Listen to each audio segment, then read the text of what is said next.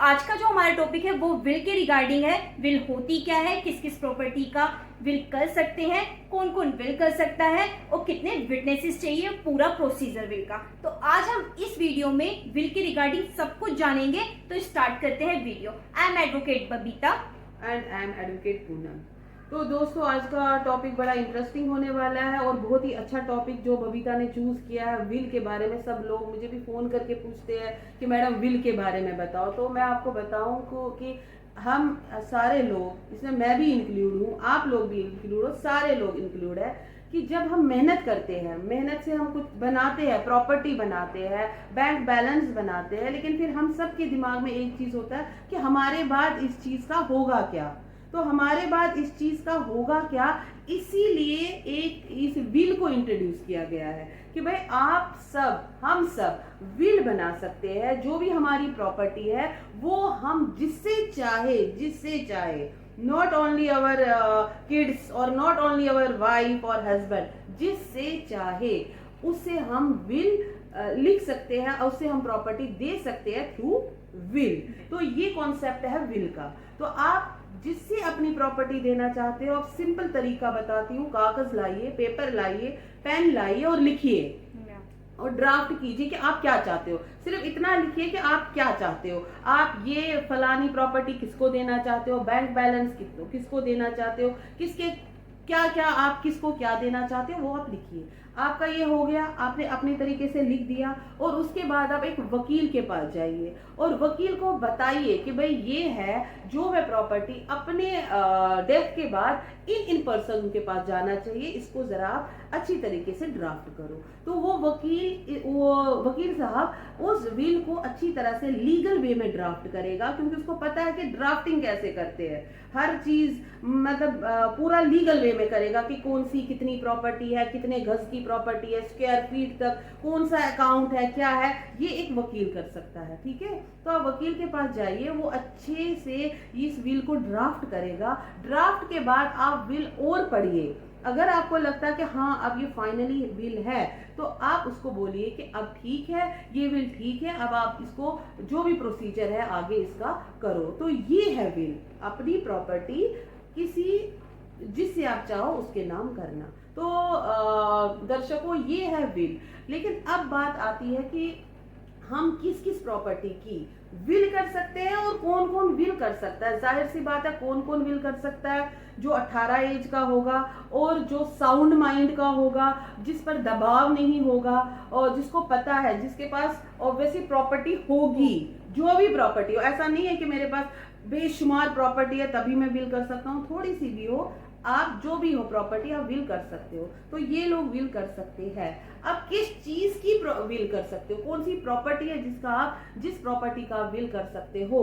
तो बबीता, आप बताओ कि किस प्रॉपर्टी का हम विल कर सकते हैं। तो हम जिस प्रॉपर्टी का विल कर सकते हैं वो होती है self acquired property. Self acquired property mean जो भी हमने अपनी कमाई से अर्न की है, मतलब हमारी खुद की कमाई से जो भी प्रॉपर्टी हमने खरीदी है, उस प्रॉपर्टी की विल हम कर सकते हैं। और सेकेंडली किस चीज की कर सकते हैं, विल जो विल में हमें मिली है जो प्रॉपर्टी, उसकी भी विल कर सकते हैं। जो गिफ्टेड है उसकी भी विल कर सकते हैं। इन 3 प्रॉपर्टी की हम विल कर सकते हैं। लेकिन इसमें और एक बात है कि ये तो प्रॉपर्टी आपकी है ही, जो आपको पता आपके नाम की है, सेल डीड आपके नाम की है, सारा कुछ है। लेकिन कुछ प्रॉपर्टीज ऐसी होती है जिसका आप विल नहीं कर सकते हो। जैसे आपके बाप दादाओं की प्रॉपर्टी है, जिसको हम कोपासनरी प्रॉपर्टी कहती है। तो आपको ये लगता है कि मेरे दादा की प्रॉपर्टी है, मैं उसको भी विल करूंगा? जी नहीं, क्योंकि उसके और भी पार्टनर्स होते हैं। तो जो विल कोपासनरी विल होती है, कोपासनरी प्रॉपर्टी होती है, उसका विल नहीं कर सकते हो। और जो प्रॉपर्टी जिसका पार्टीशन नहीं होता है, अगर प्रॉपर्टी का पार्टीशन हुआ है तो कोई बात नहीं, जो पार्टीशन में आपको प्रॉपर्टी मिली है आप उसका विल कर सकते हो। लेकिन जिस प्रॉपर्टी में पार्टीशन हुआ ही नहीं है उसका आप विल नहीं कर सकते। तो ये आप समझ गए कि विल किसका नहीं कर सकते हो और किस प्रॉपर्टी का विल कर सकते हैं। अब आती है बात विटनेसेस पे। विटनेसेस। तो हम ये जानेंगे विटनेसेस कितने होने चाहिए। जो विटनेसेस होते हैं वो 2 होने चाहिए विटनेसेस, और उनकी एज भी 18+ होनी चाहिए। और वो जो विटनेसेस है वो साउंड माइंड होने चाहिए। और आप इस बात का बहुत ध्यान रखिए, जो विटनेसेस है वो यंग एज होने चाहिए, ओल्ड एज नहीं होने चाहिए, क्योंकि ओल्ड एज होगा वो उतनी जल्दी उसकी डेथ हो जाएगी। इवन आपके विल बनाई है आपने और आपकी डेथ होने से पहले अगर उसकी डेथ हो जाती है तो ये बहुत प्रॉब्लमेटिक हो जाएगा।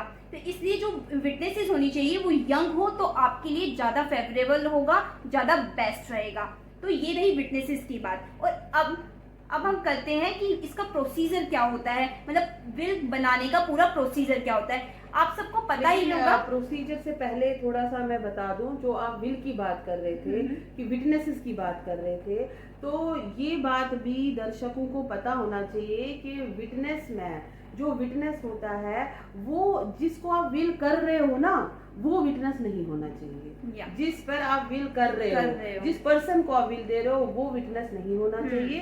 तो ये बात ध्यान रखिए, क्योंकि कल ये बहुत चैलेंजेबल है और वो ये कह सकता है कि भाई इसी ने विल बनाई और यही विटनेस है। तो इस पर ध्यान रखिए कि जिस पर्सन को आप विल दे रहे हो वो विटनेस ना हो, ठीक है। और विटनेस भी किसी के दबाव में नहीं आना चाहिए, तो विटनेस फ्री विल में होना चाहिए, जो अपनी मर्जी से विटनेस बना हुआ। अब हम जानते हैं पूरा प्रोसीजर कि जो विल होती है उसको रजिस्टर कैसे करना है। तो आपने ड्राफ्ट को तैयार कर लिया है और उस ड्राफ्ट के साथ आप जिस भी प्रॉपर्टी का विल कर रहे हैं उस प्रॉपर्टी के डॉक्यूमेंट को लगाना है, मतलब उसकी फोटोकॉपी को लगाना है, अपना जो आधार कार्ड है उसकी भी कॉपी को लगाना है, जो भी आपके पास एड्रेस प्रूफ है उसको लगाना है, और साथ ही साथ आपको जो दो विटनेसेस हैं उनके भी आधार कार्ड या फिर एड्रेस प्रूफ जो भी हो उनको लगाना है, और आपको उन दोनों की भी फोटो को रख लेना है और साथ ही साथ अपनी भी फोटो को रखना है। और जब ये पूरा तैयार हो जाएगा उसके बाद आपको हर पेज पे जिसकी भी विल है, जो भी विल बना रहा है उसको हर पेज पे सिग्नेचर करने हैं अपने, और साथ ही साथ अपना थंब इम्प्रेशन भी देना है। तो हर पेज पे जब आप ये कर देंगे उसके बाद जो विटनेसेस होंगे उस विटनेसेस के भी सिग्नेचर एंड थंब इम्प्रेशन जो है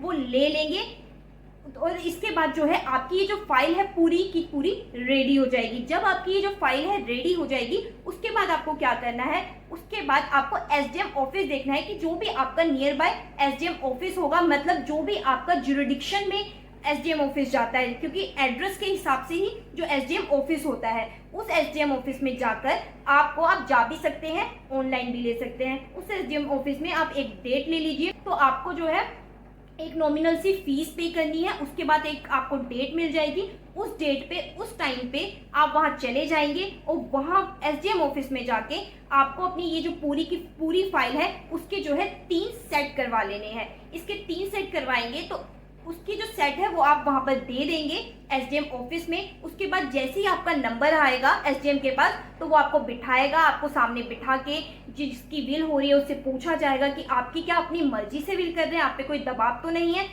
सारा उनसे क्वेश्चन पूछा जाएगा, उनकी एज पूछी जाएगी, सब कुछ वो बताएंगे। उसके बाद जो विटनेसेस होंगे उनसे भी यही क्वेश्चन किए जाएंगे, और इसके बाद जाकर उनकी विटनेसेस के साथ एक एक फोटो ले ली जाएगी। और उस फोटो को जब हमें रजिस्टर हो जाएगा, जब वो रजिस्टर सर्टिफिकेट मिलेगा उसमें ये जो फोटोज है वो आती है, क्लियर दिखेगी, और ये जो है आपकी ये रेडी हो चुकी है, मतलब आपका विल जो है ये रजिस्टर हो चुका है। इवन आप इसकी जो है सर्टिफाइड कॉपी भी अप्लाई कर सकते हैं लाइफ में कभी भी। मैंने सुना कि प्रोसीजर क्या है, कैसे रजिस्टर होता है आपका विल, लेकिन अब बात ये है कि आपका विल तो रजिस्टर हो गया, लेकिन कभी कभी क्या होता है कि आपको ऐसा लगता है कि नहीं मुझे ये विल चेंज करनी है, अब ये मुझे कुछ इसमें अमेंड करना है, या अमेंड करना है नहीं, या आपका विटनेस जो है आपको लगता है कि विटनेस नहीं रहा है, उसकी डेथ हो गई है। तो किसी भी कारणवश, जो भी कारण हो, किसी भी कारणवश अगर आप विल को दोबारा से रजिस्टर करना चाहते हो, ड्राफ्ट करना चाहते हो, तो आपको क्या करना है, आपको विल दोबारा से बनानी है। यही जो प्रोसीजर है ये दोबारा से होगा। एक एप्लीकेशन देनी है कि जो मेरा जो पहले वाला विल है वो मैं कैंसिल कर रहा हूँ, ठीक है। और जो जितना भी हमने अभी तक प्रोसीजर बनाया, आप विल दोबारा से बना सकते हो, उसको दोबारा से रजिस्टर कर सकते हो। लेकिन एक बात का ध्यान रखिए, उस दूसरा जो विल बना रहे हो उसमें आप ध्यान रखिए कि उसमें आप ये लिखिए कि हाँ मैंने इस डेट पर, इस टाइम पर, मतलब जो विल बनाई थी, इस डेट पर विल बनाई थी, वो विल नल एंड वाइड हो, क्योंकि वो विल मैं खत्म कर रहा हूँ, खारिज कर रहा हूँ, और मैं उसकी जगह पर एक नई विल बना रहा हूँ, और वो विल ये है, और ये मेरी फाइनल विल है।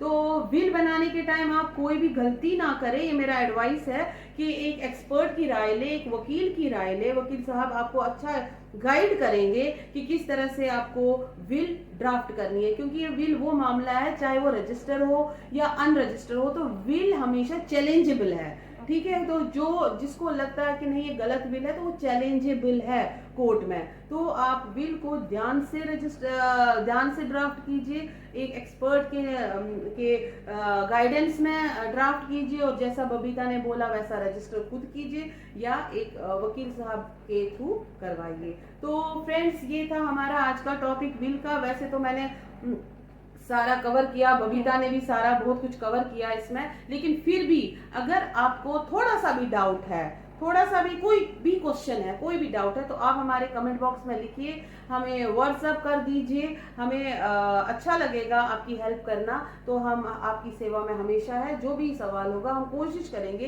कि आपके सवालों का जवाब दें। और आने वाले जो भी टॉपिक्स है बनाते रहिए बबीता। और तब तक के लिए अब हमें नेक्स्ट टॉपिक के लिए, जब तक बबीता नया टॉपिक क्रिएट करेगी, तब तक के लिए मुझे और इसको भी इजाजत दीजिए।